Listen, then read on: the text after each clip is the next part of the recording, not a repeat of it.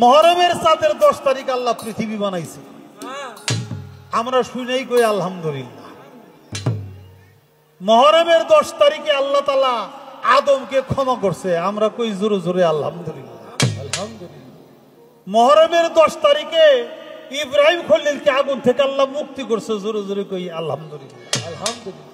এই মুহররমের 10 তারিখে ইসমাইল জাবিউল্লাহকে কুরবানি করেছিল, আল্লাহ তাআলা বেহেশত থেকে দুম্বা পাঠাইয়া কুরবানি করে দিছে, আমরা জোরে জোরে কই আলহামদুলিল্লাহ। মানে মুহররমের 10 তারিখে ঘটনার কোনো শেষ নাই। এর মূল কারণ কি? 100টা ঘটনা তৈরি করা হয়েছে এই কারণে, যেমন এই মুহররমের 10 তারিখে ইমাম হোসেন আলাইহিস সালাম 72 জন নবী পরিবার নিয়া, শিশু নারী সহ 72 জন নবী পরিবার লইয়া এই মুহররমের 10 তারিখে কারবালার প্রান্তরে নির্মম ভাবে ইয়াজিদ তাকে তার সৈন্যবাহিনী দিয়া হত্যা করেছিল নাকি? এই ঘটনাটা যেন ধামাচাপা পড়ে, আমরা জানি এটা পইরে পইরে শিখি।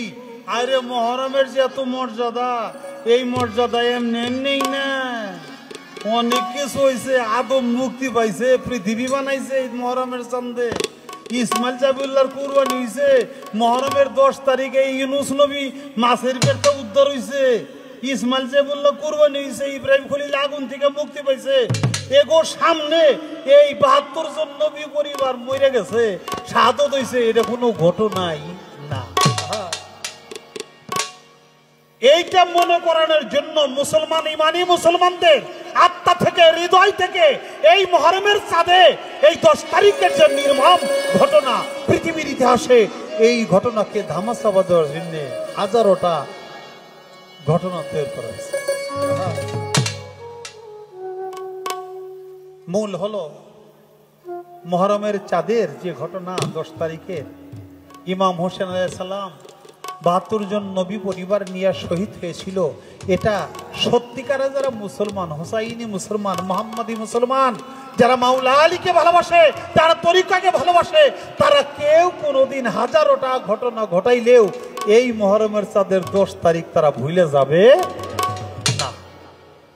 এই জন্য সারা পৃথিবীতেই যেখানে মুসলমান আছে সেখানেই হাই হোসেন, হাই হোসেন, হাই হোসেন, হাই ইমাম, হাই ইমাম তারা মাতম করতে থাকে নাকি বাবা?